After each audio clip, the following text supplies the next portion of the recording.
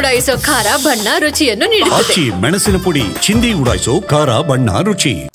ಇನ್ನು ಪೊಲೀಸರು ಎಲ್ಲ ವಿವರಗಳನ್ನು ಕಲೆ ಹಾಕ್ತಾ ಇದ್ದಾರೆ. ಜೊತೆಗೆ ಏನಂದ್ರೆ FSL ಅಧಿಕಾರಿಗಳ ಜೊತೆಗೆ ಚರ್ಚೆ ಮಾಡ್ತಾ ಇದ್ದಾರೆ. ಫೈರಿಂಗ್ ವಿಚಾರಕ್ಕೆ ಸಂಬಂಧಪಟ್ಟಂಗೆ ತನಿಖೆ ಚುರುಕಾಗಿದೆ.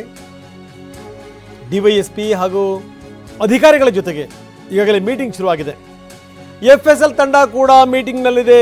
ಸಂಗ್ರಹಿಸಿರುವಂಥ ಸಾಕ್ಷಿಗಳು ಈ ಬಗ್ಗೆ SP ಗೆ FSL ಅಧಿಕಾರಿಗಳು ಮಾಹಿತಿ ಕೊಡ್ತಾ ಇದ್ದಾರೆ. ಅಲ್ಲಿಂದ ಯಾವ್ಯಾವ ಸಂಗತಿಗಳು ಹೊರಗಡೆ ಬರ್ತವೆ ನೋಡಬೇಕು. ಇನ್ನು ಬಿಡದಿ ಠಾಣೆಯಲ್ಲಿ ಆರೋಪಿಗಳ ಪತ್ತೆಗೆ ಪೊಲೀಸರು ಪ್ಲಾನ್ ಮಾಡ್ತಾ ಇದ್ದಾರೆ. ದೂರು ಕೊಟ್ಟಂತ ಕಾರು ಚಾಲಕ ಬಸವರಾಜ್ ಆತನನ್ನು ವಿಚಾರಿಸಿದ್ದಾರೆ. ಯಾರ ಮೇಲೆ ಅನುಮಾನ ಇರಬಹುದು ಏನು ಎತ್ತ ಅಂತ. ಯಾಕಂದರೆ ಈಗಾಗಲೇ FIR ಪ್ರತಿಯ ವಿವರಗಳನ್ನು ನಾವು ನೋಡಿದ್ವಿ. ಯಾರ್ಯಾರ ಮೇಲೆ ಅನುಮಾನ ಇದೆ ಏನು ಎತ್ತ ಅದೆಲ್ಲದರ ವಿವರಗಳನ್ನು ಕೂಡ ಕಲೆ ಹಾಕ್ತಾ ಇದ್ದಾರೆ. ತನಿಖೆ ಚುರುಕಾಗಬೇಕು. ಬಹಳ ಬೇಗನೆ ಇದಕ್ಕೆ ಸಂಬಂಧಪಟ್ಟಂಥ ಒಂದಷ್ಟು ಜಾಡು ಹಿಡಿಬೇಕು. ಇದು ಪೊಲೀಸರ ಪ್ರಯತ್ನ. ಹಾಗಾದರೆ ಇಲ್ಲಿ ತನಕ ಆಗಿರುವಂಥದ್ದು ಏನೇನು?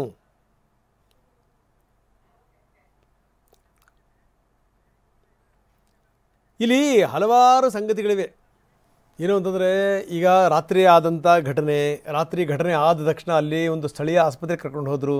ಅಲ್ಲಿ ಅವರಿಗೆ ಈ ಆರಂಭದ ಟ್ರೀಟ್ಮೆಂಟನ್ನು ಕೊಡಲಾಯಿತು, ಪ್ರಾಥಮಿಕ ಚಿಕಿತ್ಸೆ. ಅದಾದಮೇಲೆ ಅಲ್ಲಿಂದ ಅವ್ರನ್ನ ದೊಡ್ಡ ಆಸ್ಪತ್ರೆಗೆ ಕರ್ಕೊಂಬರಲಾಯಿತು, ಎಲ್ಲ ಸರಿ.